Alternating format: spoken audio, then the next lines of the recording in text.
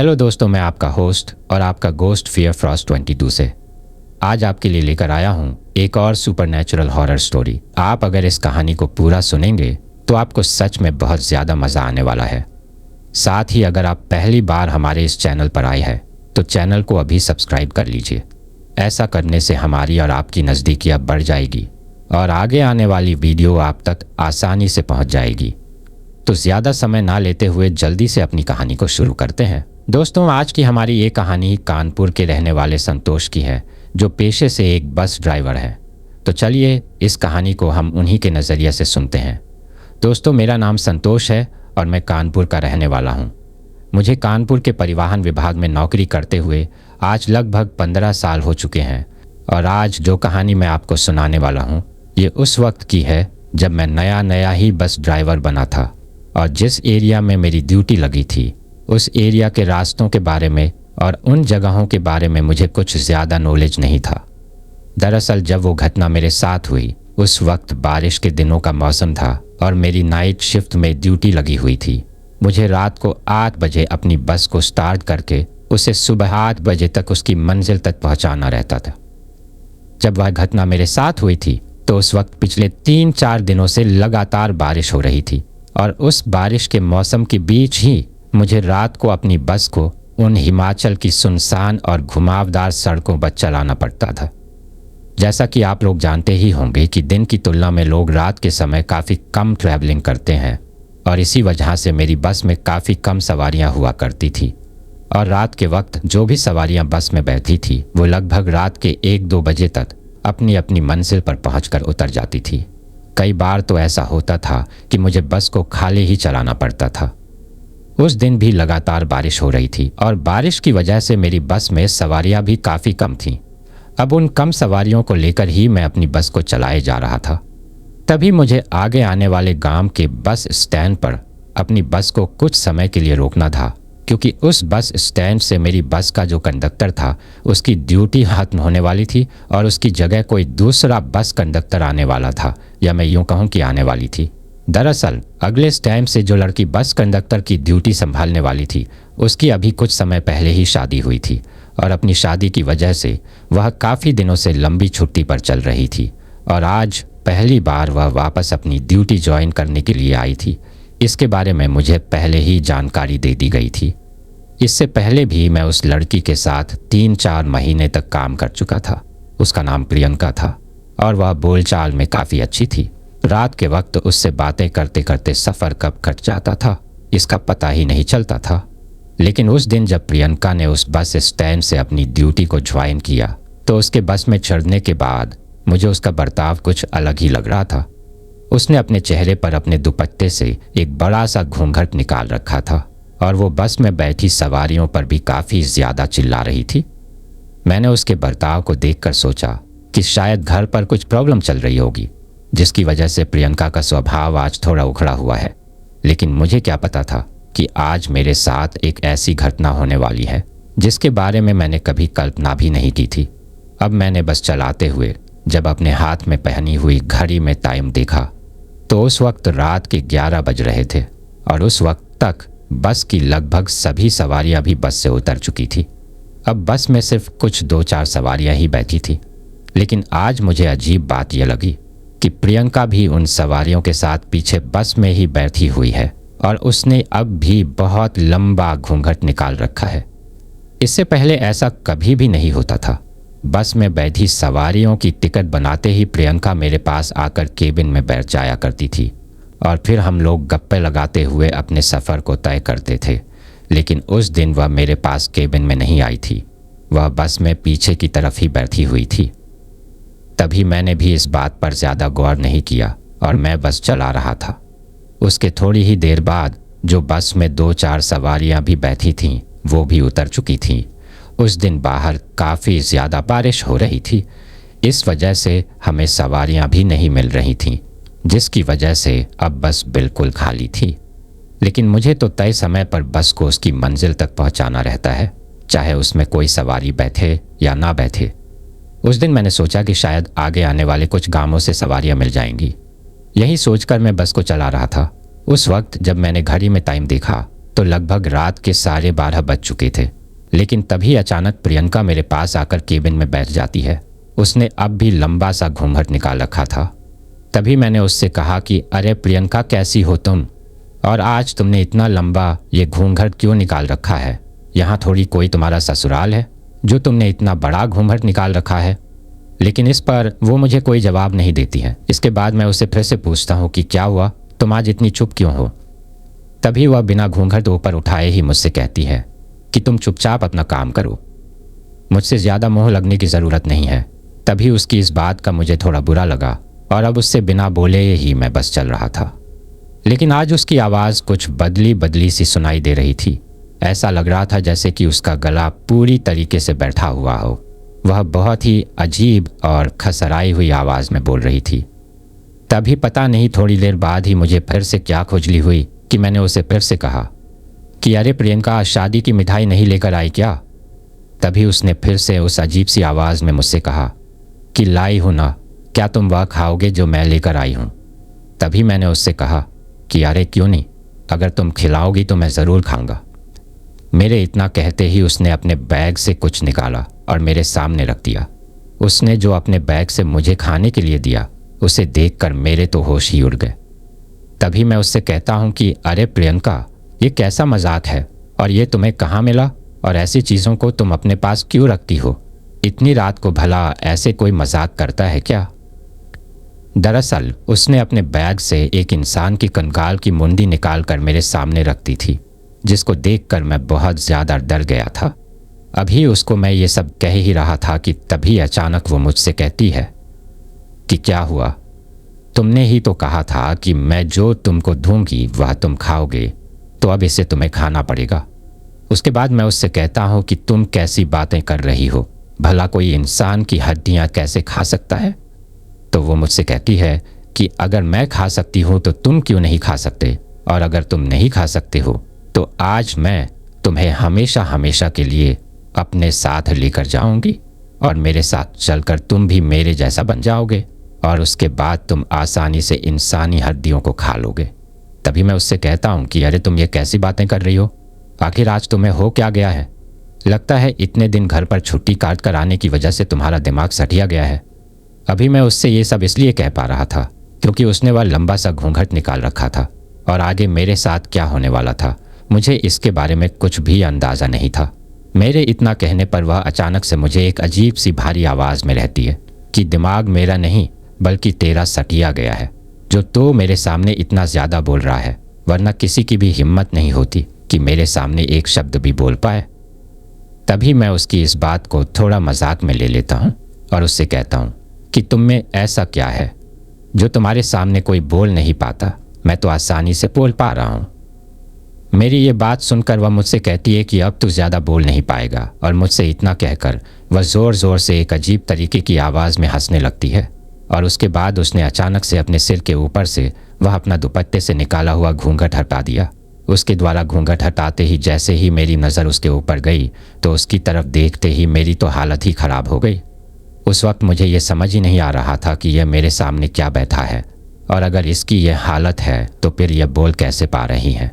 इसके साथ ही अचानक से मेरे पूरे शरीर से डर के मारे पसीना निकलने लगता है और मेरे हाथ पैर कंपन करने लगते हैं। दरअसल जैसे ही उसने अपना घूंघट उठाया तो मैंने देखा कि उसका सर ही नहीं है, उसका सिर्फ शरीर का धड़ ही मेरे सामने बैठा है। उसका सिर कटा हुआ था और उसकी कटी हुई गर्दन से अब लगातार खून बहने लगा था, जिसकी वजह से मेरी बस के पूरी केबिन में चारों तरफ खून ही खून हो गया था। अब ये देखकर मैं समझ गया था कि यह प्रियंका नहीं है, बल्कि प्रियंका का रूप लेकर कोई भूत प्रेत या फिर कोई आत्मा या छलावा है। इसके चंबुल में आज मैं बुरी तरीके से फंस चुका हूँ और आज मेरा जिंदा बच पाना नामुमकिन है। अब मैं मेरे मुंह से कुछ बोलना चाहता था, लेकिन मेरे हलक से आवाज़ ही नहीं निकल रही थी। और जब मैंने एक नज़र सामने की तरफ दौड़ाई तो जिस रास्ते पर मैं बस चला रहा था वह भी आज वो रास्ता नहीं था जिस पर मैं रोज़ाना बस लेकर जाता हूँ। पता नहीं उससे बातें करते वक्त मैं रास्ता भटक गया था और अब मैं किसी अजीब से और सुनसान रास्ते पर था, जहाँ मुझे चारों तरफ घने अंधेरे और रास्ते के दोनों तरफ उस वीरान जंगल के अलावा कुछ भी दिखाई नहीं दे रहा था। अब मुझे ऐसा लग रहा था कि जैसे थोड़ी ही देर में बस कहीं पर जाकर थूक जाएगी, क्योंकि मेरा शरीर अब बिल्कुल भी काम नहीं कर रहा था। मेरे हिलाने पर भी मेरे हाथ पैर नहीं हिल रहे थे। बस अब धीरे धीरे लुढ़कते हुए उस रास्ते पर आगे की तरफ जा रही थी।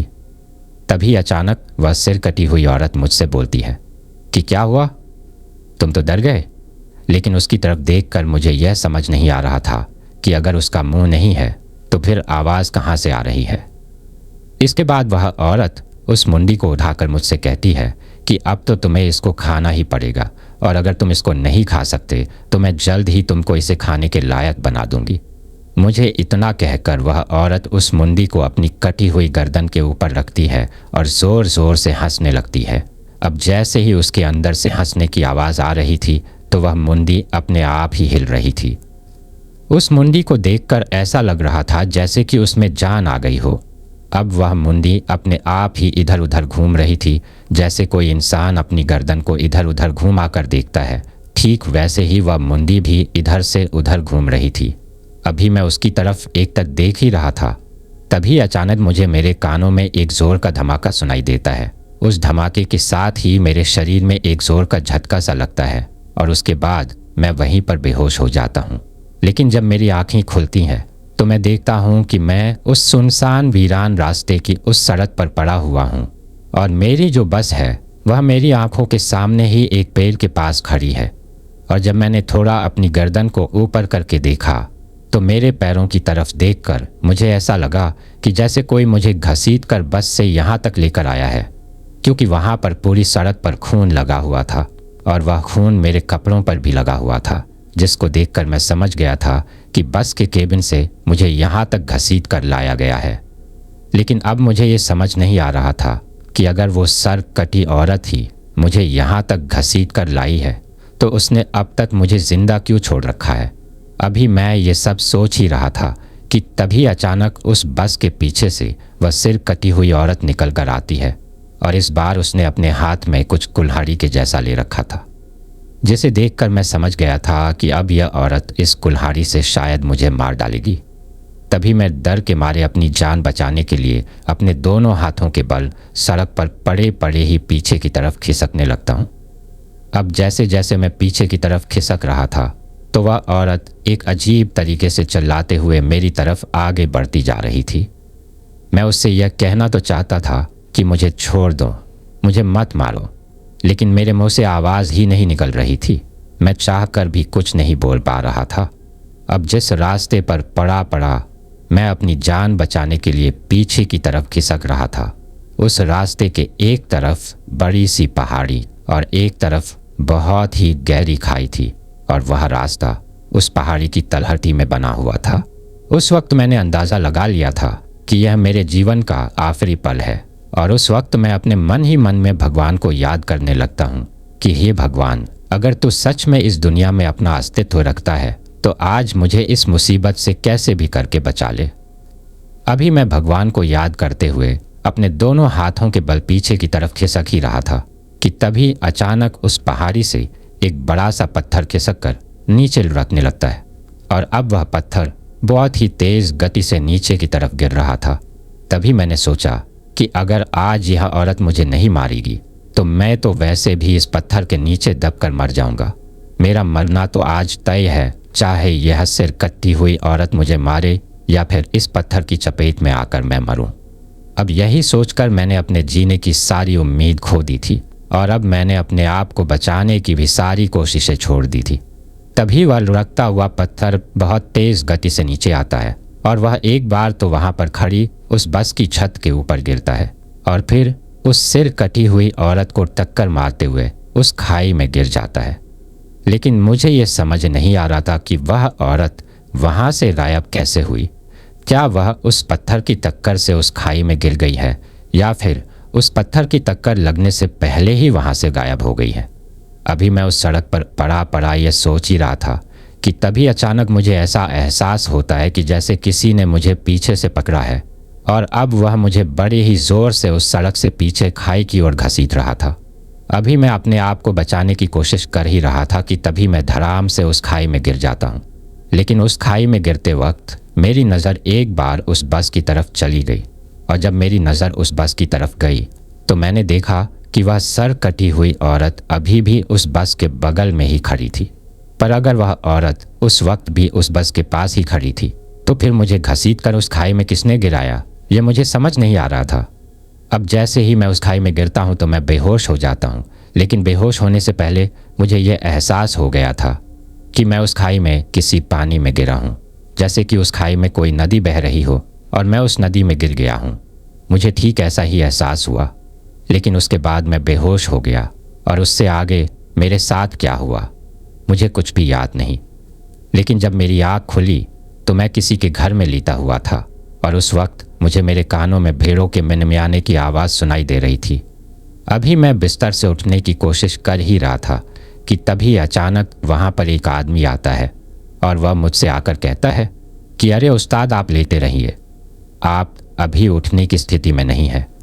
तभी मैं उससे पूछता हूँ कि तुम कौन हो और मैं यहाँ पर कैसे आया। तभी वह आदमी मुझसे कहता है कि उस्ताद, मैं तो एक चरवाहा हूँ जो इन हिमाचल की पहाड़ियों में अपनी भेड़ों को चराने का काम करता हूँ, लेकिन मैं आपके बारे में अच्छी तरीके से जानता हूँ कि आप हमारे गांव से जो रोज़ाना बस गुजरती है उसके ड्राइवर हो। मैंने पहले भी आपको कई बार देखा है क्योंकि मैं कई बार आपके साथ उस बस में सफ़र कर चुका हूँ। लेकिन मैं उस आदमी से कहता हूँ कि मैं तो आपको नहीं जानता, क्योंकि रोज़ाना बस में कई सवारियाँ बैठती और उतरती हैं।